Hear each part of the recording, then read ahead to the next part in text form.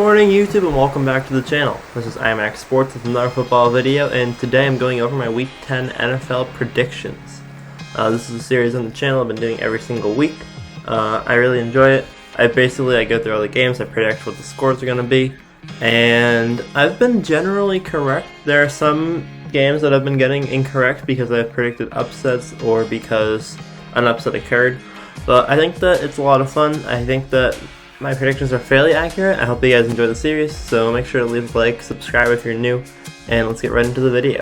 So the first game we have on this list is Thursday Night Football tonight, which is the Titans versus the Colts. These are both two very strong teams in the league, and they're fighting over the division title right now. This is a very similar game to the Bucs-Saints game last week. Whichever team comes out on top here has a huge advantage in the AFC South. And I think right now the Titans are likely to win. The Titans are coming off of a win after 2 straight losses. They're going to want to keep on a positive track. They're 6-2, and they're going to want to advance to 7-2.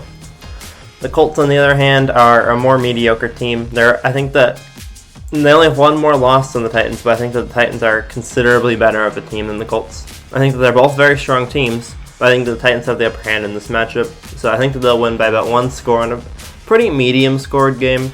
Not like super high, not super low. It's going to be a pretty solid scoring game with some pretty solid defensive plays, and I can't wait to watch it.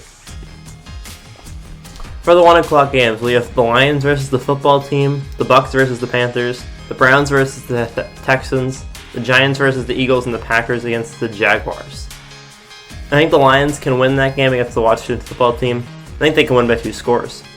I think that the Lions' talent far outweighs the Washington football team, even though they only have, I think, 1 or 2 extra wins.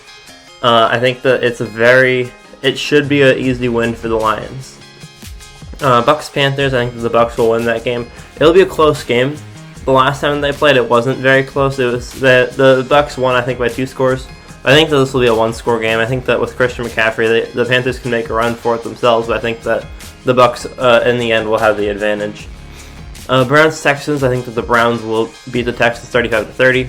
What the Browns like to do is they like to give up 30 points every game, and they need to get 30 in order to win.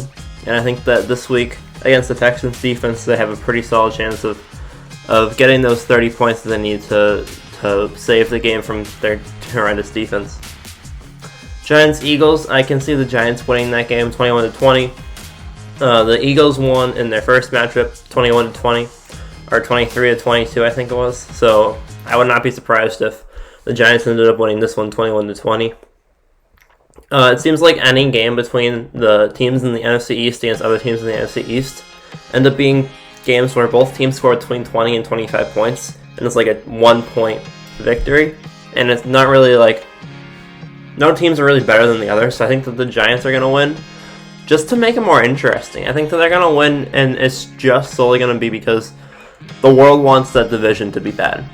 And if the worst team always wins, then it'll be as bad as it can possibly be. Also 1 o'clock, we have Packers-Jaguars, which should be a blowout. I honestly think that the Packers could score more than 30 points, but I think the Jaguars' defense is decent. Actually, who am I kidding? It's terrible. Their offense is the only thing that's keeping their season alive. So I think that this could easily be a much higher scoring game than 30-17. It's probably closer more to like 40-27. But I think 30-17 is a pretty accurate score prediction. I don't know exactly how it's going to turn out, but it'll be a pretty blowout of a game. From 4 to 4:30, we have Cardinals-Bills, Dolphins-Chargers, Raiders-Broncos, Saints-49ers, Seahawks-Rams, and Steelers-Bengals. Cardinals-Bills, I have the Cardinals over the Bills 30-27 in an upset. The Bills are having a better season than the Cardinals, but they're very up and down. I think that the Cardinals could take a win here. Dolphins-Chargers, I have the Dolphins winning 31-27. The Chargers always put up a fight, but the Dolphins are on a win streak, and I think that they'll continue to keep on that win streak. Raiders-Broncos 21-27. This will be a good divisional game for 405, but I think that overall the Raiders have an advantage here. They're having a much better season, and I think that they have a stronger team overall. Saints-49ers, the Saints are on a roll. They just destroyed the Buccaneers, and I think that they're going to win this game by at least 2 scores. Seahawks-Rams will be a close game. It's a divisional game. Divisional games are always close, especially if both of the teams are very strong. The Seahawks have 2 losses, the Rams have 3. And I think that the Seahawks overall are a stronger team than the Rams. The Seahawks have only lost to the Cardinals and the Bills, 2 very strong teams. And I think that 38-27 is a pretty accurate score. 31-28. Last but not least, we have Steelers-Bengals, and I think that should just be an absolute blowout. Steelers should win by at least 2 scores. And yeah, there's not really much to say about that game. I think the Steelers should win that game pretty handily against the Bengals. Going right on down the line, we have Ravens-Patriots. I think that this will be a pretty close game. The only 2 losses the Patriots have had by more than 1 score was a blowout loss to the 49ers and a loss to Kansas City without Cam Newton. I think that Cam Newton is an important part of this team compared to the other 2 quarterbacks. And I think that the game against the Chiefs would have been closer, or potentially a Patriots win if Cam Newton was healthy. And then looking at the 49ers game, the 49ers are a very up and down team. They either win by a whole lot or they lose by a whole lot, and there's no consistency with them, so I'm not surprised that would have been our only discrepancy game where we lost by more than 1 score. So I can see us keeping this game very close. The Ravens have a very strong defense, so if we can score 20 points, I would be very happy about that. I think that that's a pretty good offensive performance by the Patriots, and I'd be satisfied with our team if we scored 20. I think that the Ravens will score 27, but I don't know for sure if they'll be able to. They have a very solid offense, but we have a very solid defense, which shows up on occasion. So I think that we can get a couple picks off of Lamar Jackson. I think we can get 2 picks.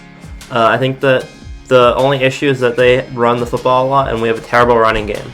We have a terrible running defense. We have an amazing passing defense. We have a terrible running defense. I think that's going to hurt us a lot because the Ravens love to run the football. So this could easily be a very big blowout, but I'm trying to be optimistic here as a Patriots fan. So we'll see. I think that it's easily going to be a blowout, though. I think the Ravens could win like 35-20. Monday Night Football, we have Vikings Bears. This will be a very solid low-scoring game. The Bears' defense is very strong, but their offense is terrible, which means that they'll have a lot of low-scoring games. Almost every one of their games has resulted in both teams being below 30 points. I think the Vikings have the advantage here. With Dalvin Cook carrying the ball more than 20 times, the Ravens are 3-1. With Dalvin Cook carrying the ball less than 20 times, the Vikings have not won a game. So I think that overall the Vikings, with Dalvin Cook and with Dalvin Cook being used, are a very strong team. The Bears, on the other hand, are on a 3-game losing streak. They've lost 4 of the last 5. The only game they won was a 1-point win against the Buccaneers, and they're not impressing me at all. They started off the season as a fake undefeated team that was 4-0. Nobody believes that they're real, and they're definitely not real. The Vikings, I always thought the Vikings were a solid team, even though they started off weak, and I think that Dalvin Cook is a very important part of this team. And having him back, having him at full capacity, the Vikings are a threat, because Dalvin Cook is getting 150 yards and 2 touchdowns every game. So, thank you guys for watching. I hope that you guys enjoy these videos. I really enjoy making them, and it's a fun thing for me to do during all of the crazy that's going on. It keeps my mind off of things, and it's a lot of fun. It's really enjoyable. So, thank you guys for watching the videos. The watching of the videos and the commenting and being able to interact with you guys is what makes me appreciate doing this so much. So, thank you guys a lot. I will see you guys all in the next video. Peace out.